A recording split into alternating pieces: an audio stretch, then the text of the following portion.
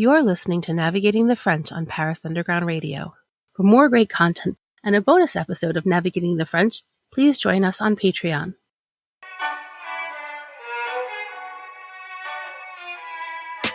Hello, and welcome to Navigating the French, the podcast where each episode we take a look at a French word and try and see what it tells us about French culture. I'm your host, Emily Monaco. Today I'm joined by Apollonia Poilâne, the third-generation owner of Poilâne Bakery. She's here to explore a phrase referring to a bread that long predates the emblematic baguette and may even outlast it. Pain de campagne.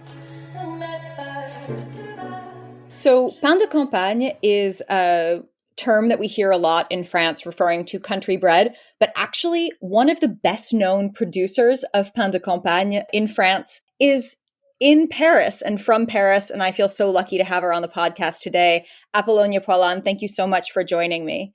Thank you, Emily, for greeting me today.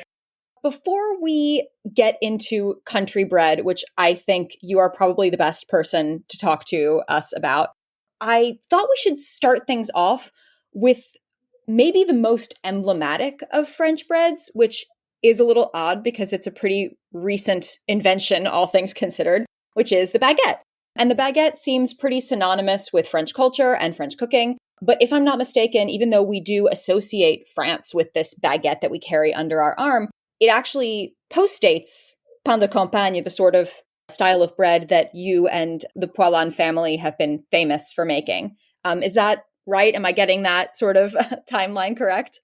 That's 100% correct, Emily. I think it really is emblematic of what in other circumstances people would call, or it's maybe just another French paradox. There is in France a bread that has fed and ultimately generations and centuries of Europeans. It's the country style big loaves of bread at a time when an average French person, and this is in the early 1900s, ate 600 to 900 grams of bread per person and per day. So that's about 2 pounds of bread every single day, because bread was really, put in Jonathan Swift's word, the staff of life. It really was the main source of food that an average French person would eat. And the longer pain de fantaisie, as they're classified, breads such as the baguette, are actually an early 20th century bread that emerges probably because for the first time there are so many people who used to be in the countryside that now live in the city. And so they have access to so many more bakeries because they're at virtually every street corner. And I suspect that because of the concentration of men and women in cities, there was the emergence of this bread that was possible because people went to the bakery multiple times a day to buy this smaller piece of bread that you could then eat on the multiple meals that you would have. But what is interesting, and you mentioned this in your introduction, is that a loaf of wheat sourdough bread, such as the ones we make at Poilâne in the heart of Saint-Germain-des-Prés in Paris, is intrinsically a country-style loaf that has fed centuries of French. And these, I've had the opportunity, and many people who've come to Paris have had the opportunity to try your bread. You see it on brasserie menus as part of a croque poilâne. You see it, it's these big, really inviting slices of bread. And I think that once people know where it comes from, then they start to recognize it. And it is that sort of hearty, really consistent, filling loaf that makes you feel like you're actually eating something, that it's not just sort of accompanying what you're eating, which can often be the role that something like a white bread or a baguette takes. 100%. And I think what we do at Poilâne, baking these thick crusts, thoroughly cooked, beautiful fermentation breads, is really about nurturing this community of people and inspiring them by a bread that feeds their body and mind. It's rekindling with roots of the pasts that have fed centuries of men and women in France, yes, but also across Europe, because our country-style loaf is ultimately a continental European bread.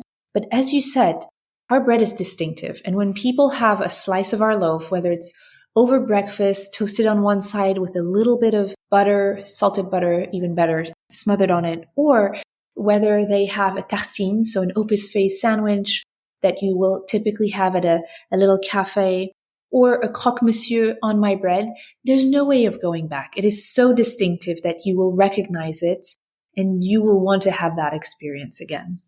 What I think is interesting for our listeners to be aware of, you know, and I know that there's been a lot of stereotyping when it comes to France and to the way in which the French live their lives. And I think that there's a little bit of a rose-colored glasses kind of mindset when it comes specifically to the food system and to the industrialization or, you know, mythical lack thereof of food in France.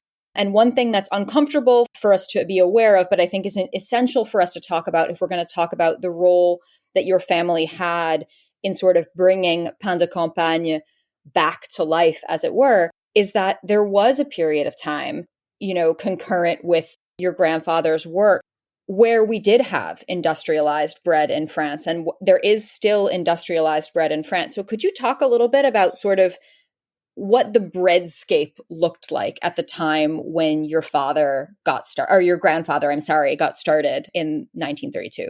100%, Emily. And I appreciate you asking. And I actually think we should even go a little before that and talk about how bread, wine, and cheese and dairy products, broadly speaking, and when I say wine, it could be beer as well as grape wine, how these three products essentially fed our civilization, and how, put in the words of dairy and butter producer Jean-Yves Bordier, they're the most counterfeited foods that we found. So that is to say that as humans, we've been pretty ingenious over the centuries on how to multiply breads, expand wine, and grow cheese beyond the actual quantity of dairy products, grapes, and grains that we can use.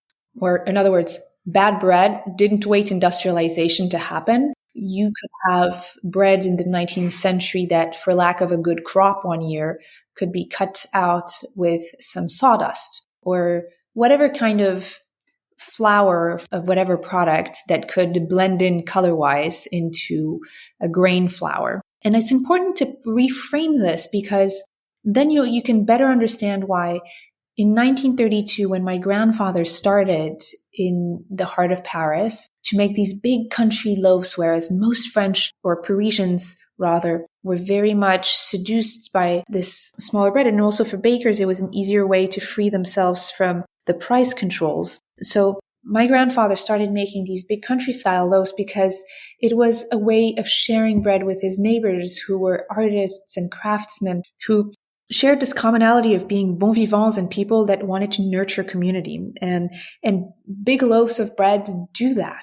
Plus they keep. So they're also better value, but that was mainly important for the starving artists that little by little started painting my grandfather's bread, and that are in the back room of our store on Rue du Cherche-Midi. But I put this anchor to say my grandfather starts in 1932 at a time where Paris is in a love affair with the Baguette. And then post-World War II, my grandfather was faced with another challenge, which was during the war years, people used a lot of darker flours, and the whiter flour breads gave the impression of a sense of richness. You could afford not to use the entirety of the grain. It was chicer, even though it was actually, nutritionally speaking, rather void. But post-World War II, the country is destroyed. There's not enough grain to feed people. You know, France did survive off of American and Canadian, especially, grain. Meanwhile, there was a baby boom. And so the question becomes, how do you feed the mass? And bear in mind that until, I think it's 1947, at least, we carried on having food stamps in France because we just did not have enough quantities. Rationing was in place. So all this to say that there was, post-World War II, an impulse to create masses of bread, and industrialization, for all of its bad aspects, and that whether that's poor quality products, rather void calories, and just generally speaking, a process that doesn't respect the raw material, that is the grain, or the fermentation, the process. It actually served the purpose of filling in the quantity. And so now we're at a time where we can afford the quality because we've overcome the hill of the quantity that was the problem post-World War II. And so I think that now the question is, what is the style of bread that you want to eat? And this is something where I think that we ought to turn our minds into this very simple, overlooked product of our daily lives, because bread can really be a wonderful and quite magical ingredient.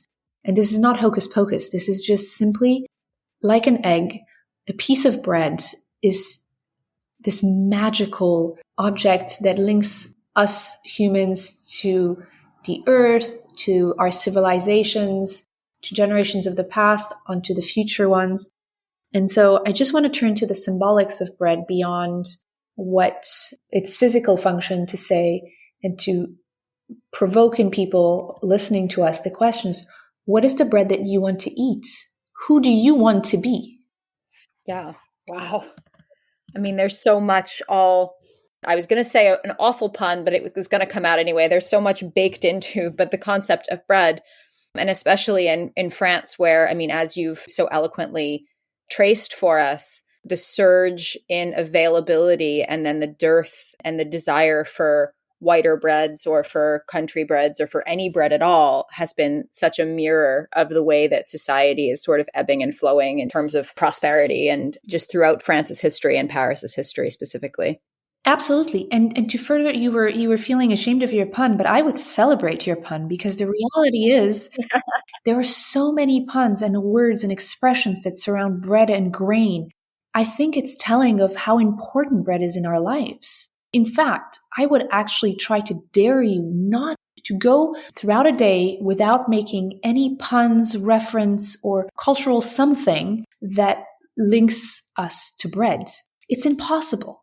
I mean, if you look at the way that we talk about bread and the parallel you can create with maternity or a sexual vocabulary, it's telling of how important and how basic it is. And I give those two examples because the same way that you have one generation of breads to another, especially if you use sourdough like we do. So a piece of dough from one batch, which we transmit to the following batch.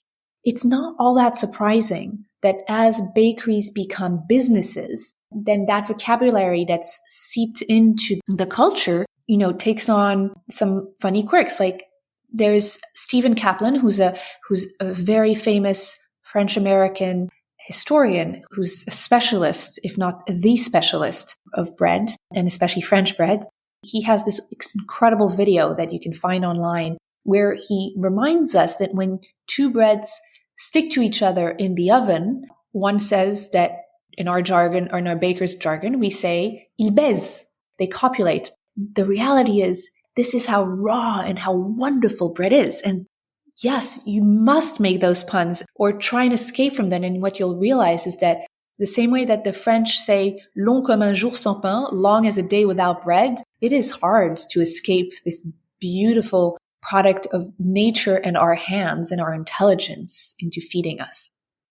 Yeah, I mean, in English, I can think of a few sort of idioms and expressions. I mean, having dough and things like that. But in France, it really is avoir du pain sur la planche, or even couldn't hurt, ça mange pas de pain. There's so many different ways in which bread is part of the way that we illustrate the world through expressions and through words. And I think that's really, it just shows how front of mind it is in France pretty much all the time. 100%. If you're enjoying this episode of Navigating the French, you may also be interested in our sister podcast, Romancing in Paris, which delves into love, lust, and so much more in the City of Light. Navigating the French will be right back after a word from our sponsors. And now, back to Navigating the French. I've been in charge of my family's business now for 21 years. I took over my family's business when my parents passed away in an accident. I was 18. I had my French baccalaureate, taking a year off before I went to college in the US. And I'm here 21 years later because the beauty and the incredible richness of what I'm doing in the bakery, the people I meet, the subjects with which bread links you to life and societies. And it's just incredible.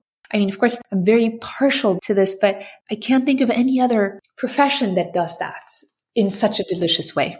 Absolutely. And universal, because I will contend that we all eat bread in one way, shape, or form or another.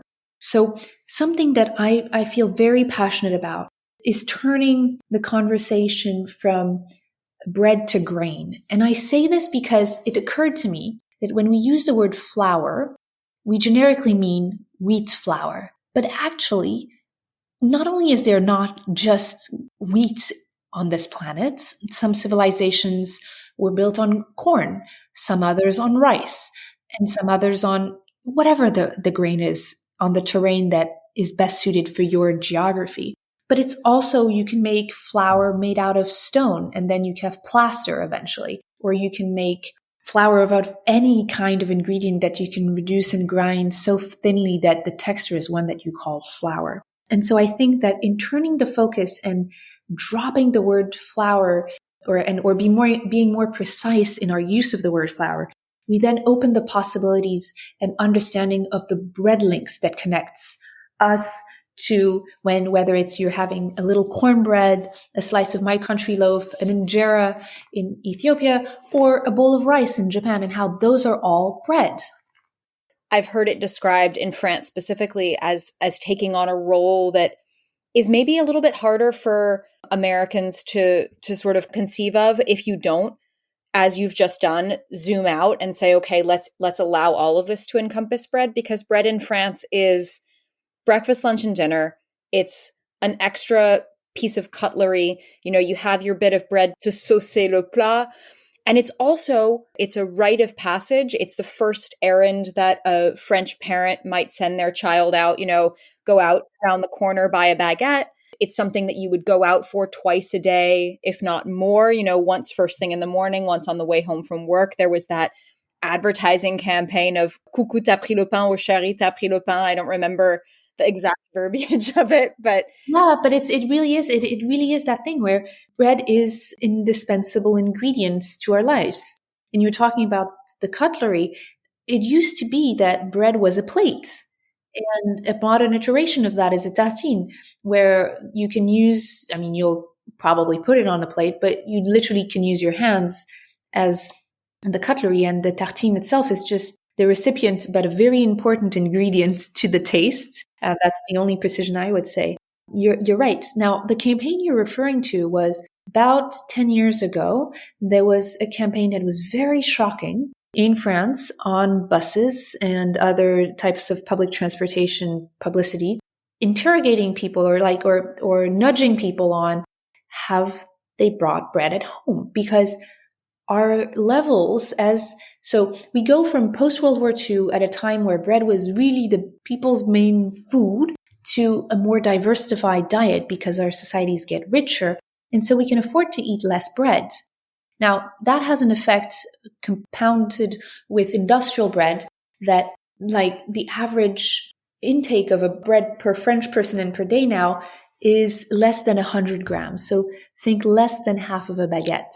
So whereas an average French person ate half of my big hugs of bread daily, that's, by the way, several baguettes per day, now they eat less than half of a baguette. Or if they came to my bakery, they could buy bread by the slice and have just a slice every day to have that social connection if they didn't want to take half a loaf for it to last a week in their homes. So that's something that campaign was made to revamp the sale of bread, but also focus people's attention on eating bread because it was diminishing drastically. And I've spoken with other experts in this field who've sort of encouraged me, and I'm wondering if you'd feel the same, to refocus that what was being framed as, people eating less bread, to the fact that these days people are merely seeking out better quality bread. They're not buying lots of industrial or quickly made baguettes. They're seeking out breads like yours, or there are some other sort of new wave sourdough bakeries that are coming to Paris selling more pain à la coupe, so breads sold by weight. And so they're maybe buying less baguette, but they're really seeking out good quality breads, which, as you mentioned earlier, are more focused on the grains, on the ingredients, on the quality. Is that an evolution that you are seeing on the Paris landscape? So that would hold if the weight and volume of bread bought corresponded, but that's not the case. Okay. I think that nowadays, I do think that we're seeing, since the 2000s, a rise in the new generations of bakers. And I will pretentiously but earnestly think that my grandfather and father were very much the generation that inspired a new generations of bakers that have at heart to bake quality breads. And to say, okay, we've had our years with industrial bread, and that time has gone by.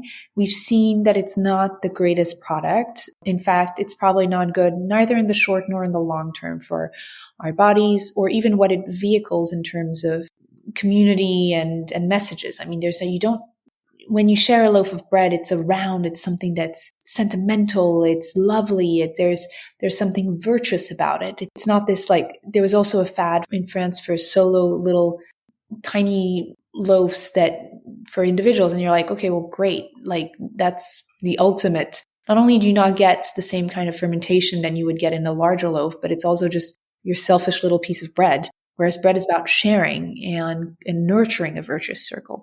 So I do think that we've seen over the past 20 years or so, probably a little more, new generations of bakers that have increased the quality of their production, and that has created for new good competition for bakeries like mine that have been around doing this for 90 years. And that is good for the French people in general. But I think that we eat less bread today because maybe to some extent we've forgotten, because we've had some lesser quality bread for a while, just how beautiful a loaf of bread can be, and how it's just a beautiful and deceivingly smart food. I like to cycle a lot. And when I go cycling and I run distance, there'll be a time where I might run out of little foods and nibbles. And there's two things that I do. Sometimes I will stop at a local bakery that's on the way and take a baguette and make sure it has some cheese inside. And I have a little piece of bread, which are fast sugars, and some cheese, just to like flavor the whole experience. And that's a great snack.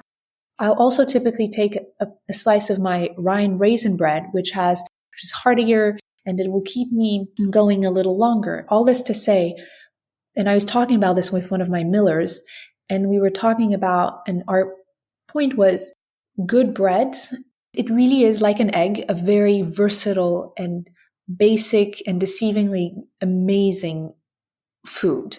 My point being, if you can find quality bread, you actually don't need much else.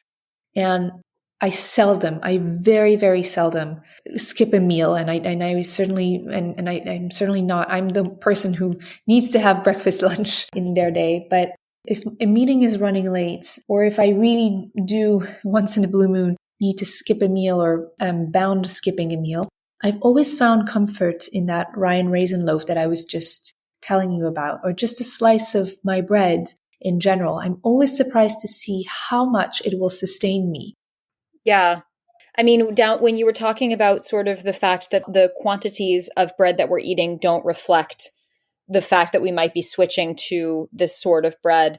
I mean, I guess maybe we don't need quite as much. If you make a bread that's as nourishing as the bread that you make, maybe you can eat less of it and reap just as many, if not more, benefits than you would of something more typically baguette-y, the kind of white bread that we might think of finding in, a basket on a bistro table that really doesn't have the nourishment that something like a country loaf does. 100% agree. To the effect of what you're saying, bread can also be a great filler in different opportunities. So it's normal that you would have some fillers that are faster sugars and others would be slower sugars. And they all participate. I mean, bread is an umbrella word to represent actually many and various shapes and forms. I'm curious, I mean, you are, the torchbearer of Poilâne, and I don't think that it was in any way you alluded to the fact that it might be pretentious. I don't think it is at all to assume that your grandfather and your father really were the first to pave the way for the trend that we're seeing in bread now. Obviously, I don't expect you to have had the perspective of, that near century of history.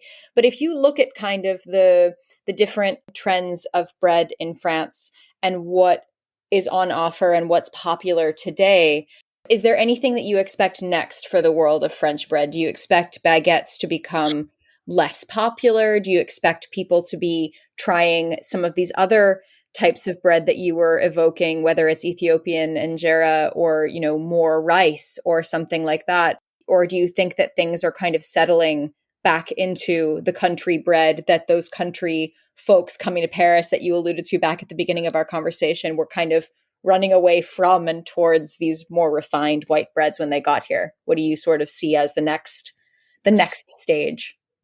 I think the next stage is really focusing on what are the grains that are involved in the different breads, which are ultimately just the dress of the core ingredients, or the outfit rather of this core ingredient. I think that as I'm hoping that in the years to come, people's conversation can switch to when they talk about the fermentation, that they stop using sourdough as a category and more as understand that it's a methodology and not take it for granted, because you can buy sourdough off of a catalog and you can there's many ways you can cut corners. But if we're going to use a beautiful word like the word sourdough, and knowing how much some bakers put of effort and love into creating a piece of dough, whether it's a hard sourdough like we use, which is a piece of dough from one batch, which is fermented and carried on to the next batch, like the wine and the cheese making processes, learn how to value that and understand that food is an incredibly, deceivingly complex and rich ingredient of our lives. And it's a world where, yes, there's many ways in which you can sophisticate your life, but there's these simple things that we're overlooking that look on the surface simple, but that are actually complex enough that if we paid attention to them, we'd realize the richness that they have within and that we could address. I think that's something that needs to be maybe appreciated more, if not just strike people's curiosity. If you're enjoying this episode of Navigating the French, you may also be interested in our sister podcast, Storytime in Paris, where each week host Jennifer interviews a different author about his or her book set in Paris or France. Navigating the French will be right back after a word from our sponsors. And now, back to Navigating the French. Well, thank you so very much for joining me today. It's a pleasure, as always, to speak with you about bread. I mean, you've obviously spent a lot of time thinking about it, understandably. And I really appreciate all of your insight. Before I let you go, I have one last question for you. And that is, what is your favorite word in French? Oh. What is my favorite? Yes, very easy. Why am I overthinking this? Nourrir. Ah, good one. To nurture, because it's a little bit like the sourdough. It's something where it comes from you, it's rooted in your past, but it's investing in the future. And that is also what Poilâne is about. It's that conversation between past and present. And I think that, when we talk about the present doesn't exist, it's the product of the past and future, and you're like, yes, and bread materializes that. And to nurture, nourrir, is about sharing all of that. Amazing. Wonderful. I feel nourished by this conversation, which is another awful pun. And I feel nourished by your questions, Emily. Thank you. Thank you so very much for joining me. Anybody who is coming to Paris should absolutely go and check out Poilâne, although it's almost unavoidable. If you order a croque-monsieur in a classic bistro, you're likely to find it on Poilâne bread. But if you stop by the original bakery, you might even be able to catch a glimpse of the bread chandelier, which is a pretty awesome claim to fame you've got. Yes. And we'll put a link as well to Mr. Kaplan's video in the show notes for anybody who wants to learn a bit more about bread from, as you put, probably the reigning expert of French bread. He is. And what is incredible is that he makes it accessible. He is a scholar. And so what he does and what he researches, he does with intent and a lot of detail. And that is really a precious resource. But I think that he also understands French culture in a unique way that only a foreigner could understand, because they don't take what ultimately the French take for granted. Absolutely. Well, thank you so very much for joining me. Have a fantastic rest of your day. And you. This has been Navigating the French. You can find more from me, Emily Monaco, at Emily_in_France on Twitter and Instagram. This podcast is produced by Paris Underground Radio. To listen to other episodes of this podcast or to discover more podcasts like it, please visit parisundergroundradio.com. Thanks for listening, and à bientôt. This episode of Navigating the French was produced by Jennifer Garrity for Paris Underground Radio. For more great content, join us on Patreon at patreon.com/Paris Underground Radio.